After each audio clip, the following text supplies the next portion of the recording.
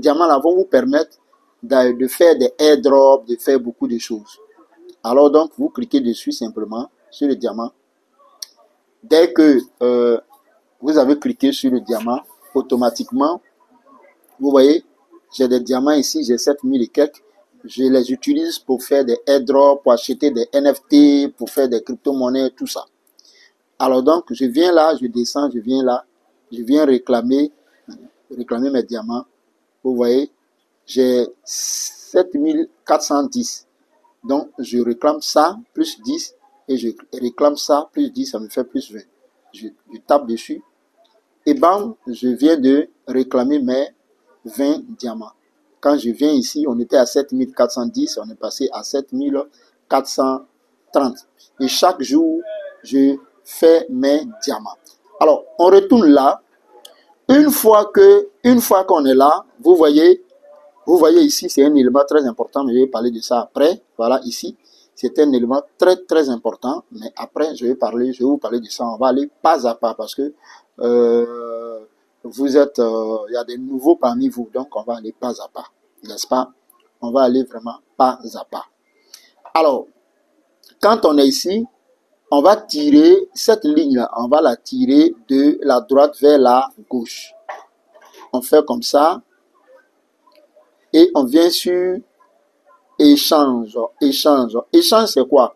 Échange, ce sont plus ou moins les portefeuilles. Donc, je clique dessus. Quand je clique dessus, vous avez USD, BTC, vous avez au comptant, vous avez produits dérivés, et vous avez les DEX. Alors donc, au comptant, on me présente la première plateforme: Binance, Coinbase, OKX, Bybit, etc., Kraken, Getio, Huobi Global, Bitfinex, KuCoin, MEX, Biget, etc., etc. Et ici, on met ce qu'on appelle le score de chaque truc, mais je ne vous parle pas de ça parce que les scores d'ici ne sont pas trop vérifiés. Quand je vais aller sur les DEX, vous voyez, je clique là simplement pour voir ce qu'on appelle DEX là, c'est quoi au juste.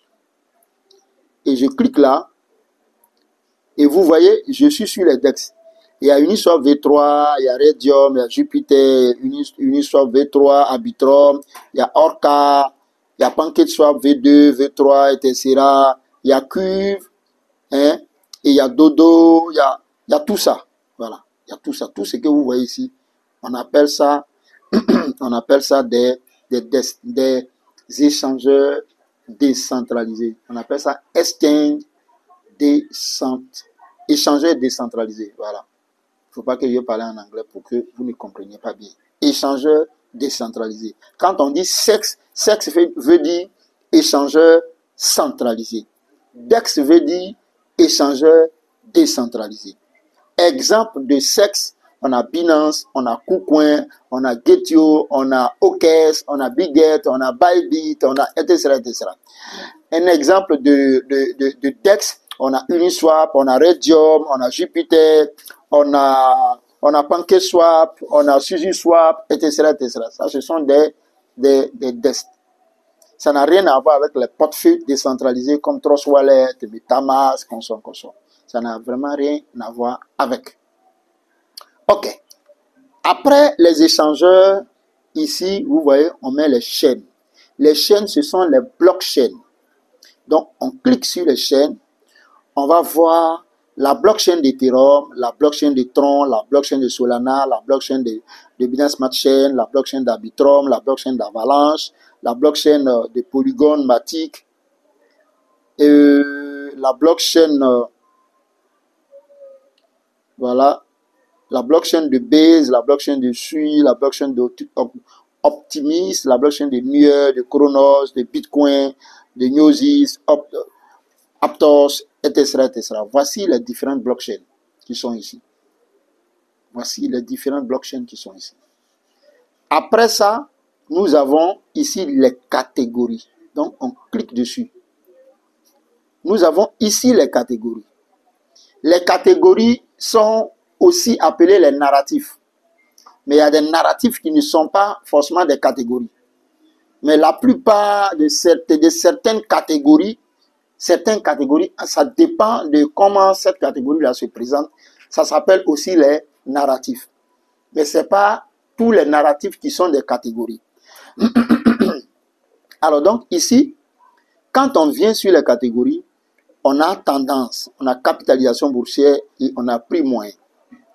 Et en tendance, on a les mêmes coins qu'on a appelés hier. Dans le bull run de 2021, on appelait shitcoin. Et depuis un certain moment, les shitcoins ont changé de nom. On les appelle maintenant les mêmes coins. Le nom shitcoin existe encore. On les appelle maintenant les mêmes coins.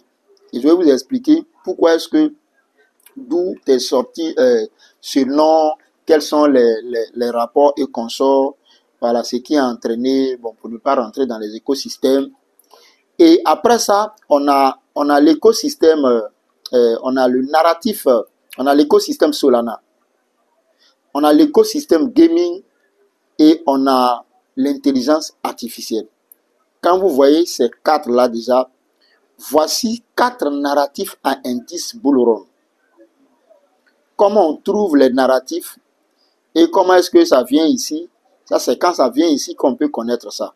Mais comment on les déniche? Ça, c'est la formation CryptoExpert. Il y en a encore d'autres narratifs ici qui sont des narratifs à indice bull run. Ça veut dire que si vous voulez avoir de l'argent dans le bull run de 2025, alors vos crypto-monnaies que vous devez acheter là, ils doivent être